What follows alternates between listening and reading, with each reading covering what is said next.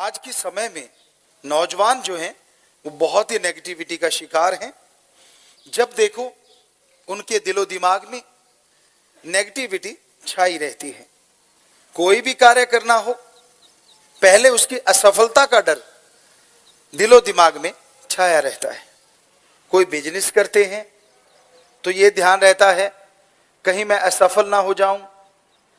कोई भी काम धंधा करते हैं, कभी ये सोच के नहीं कि हां मैं सफल हो जाऊंगा, बल्कि हमेशा उनके अंदर यही रहता है, नहीं सफलता मुझे नहीं मिलेगी, मैं पढ़ाई में पास नहीं होऊंगा, मेरी मेरिट नहीं आएगी।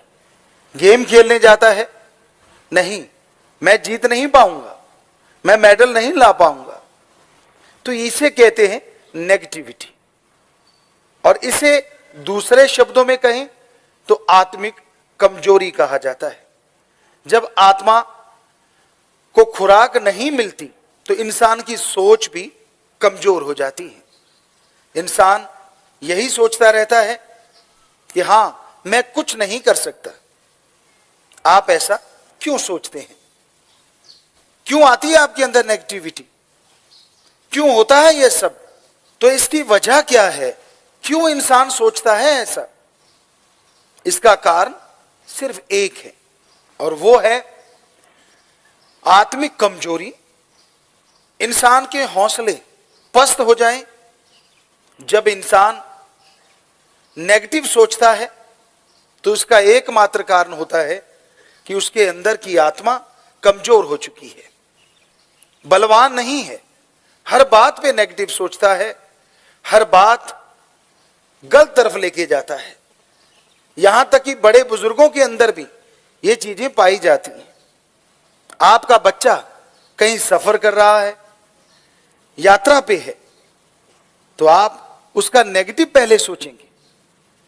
कहीं एक्सीडेंट ना हो जाए, कहीं चोट ना लग जाए, कहीं गलत जगह ना पहुंच जाए, इत्यादि इत्यादि। मां बाप ये भी तो सोच सकते हैं, नहीं यात्रा बिल्कुल सही होगी, सही जगह पहुंचेगा, क्योंकि उससे पॉजिटिव रेज निकलती हैं। लेकिन ये तब तक नहीं निकलती जब तक आदमी के अंदर आत्मबल नहीं होता। और आत्मबल बाजार में कहीं से मिलता नहीं। आत्मबल के लिए कोई दुकानें नहीं खुली हुई।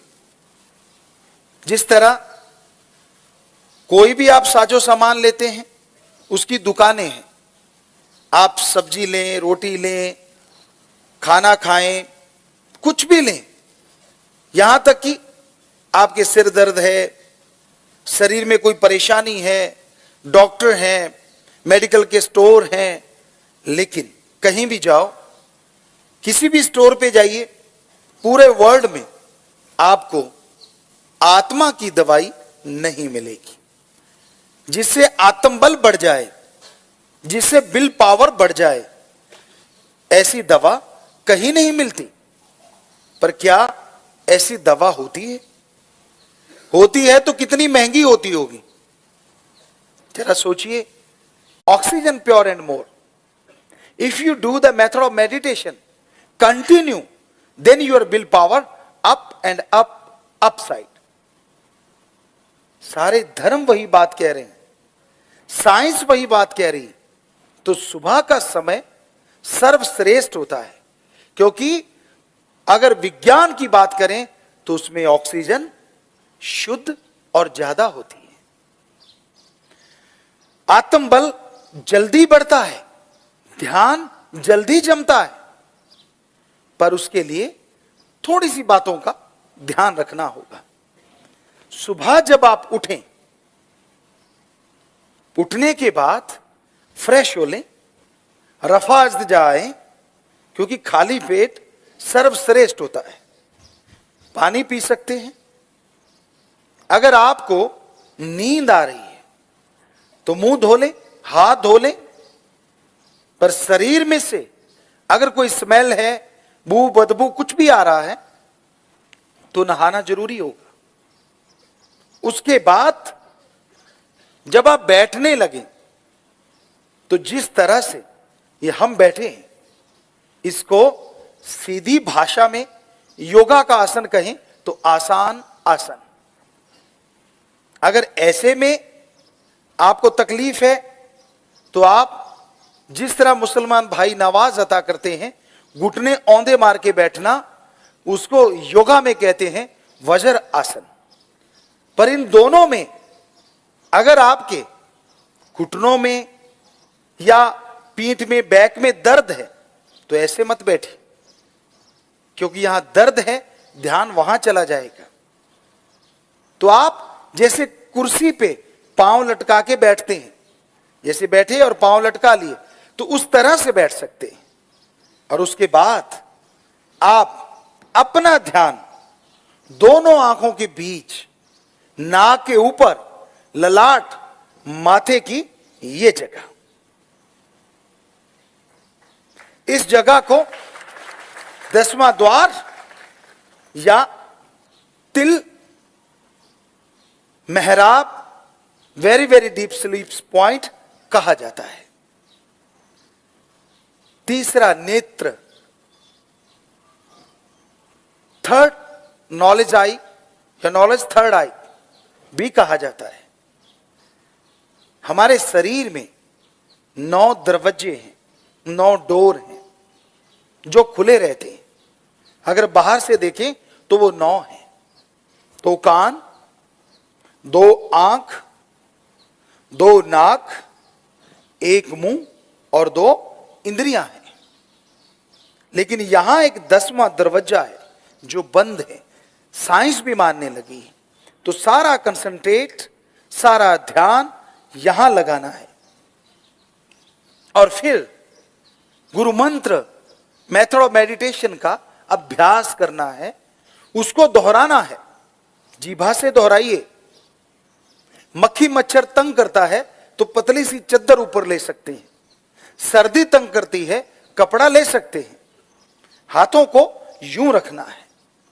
कोहनी का वजन जांग पे आ गया और यहां ये काफ पे आ गया, ताकि कोई प्रेशर आपका ध्यान इधर उधर ना करवा सके। तो आप बैठ गए।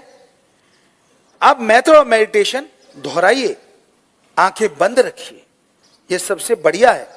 खोल के भी कर सकते हैं, लेकिन वो बाद में, जब आपका ध्यान आपके काबू में आ जाए, जब विचार स्थिर होने लगे। तो ऐसा करने से क्या होगा? कैसे आएगा विल पावर ऐसा करने से? जैसे जैसे आप अभ्यास करते जाएंगे, वैसे वैसे आपकी बॉडी में एक ताजगी आने लगेगी। आपके शरीर में एक शक्ति आने लगेगी, जिसका मतलब है आत्मा शरीर में से सिमट रही है।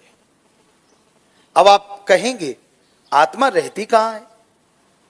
सिर से लेके पांव के अंगूठे तक पूरी बॉडी में आत्मा की वजह से शरीर में शक्ति है, सब कुछ है। तो वो पांव से सिमटना शुरू करती है, यहां तक आती है। और फिर एक समय ऐसा आता है कि वो सिमट के यहां पहुंचती है। तो ये होता है आपका आत्म बल का बढ़ने का पहला स्टेप। जबरदस्त तरीके से बढ़नी शुरू होगी, जिसे कहते हैं बूस्ट अप, जबरदस्त तरीके से। और आत्म बल बढ़ता जाएगा। उससे क्या होगा? आमतौर पे कहा जाता है, इंसान अपने दिमाग का 5 से 10% हिस्सा इस्तेमाल में लाता है, इससे ज्यादा नहीं।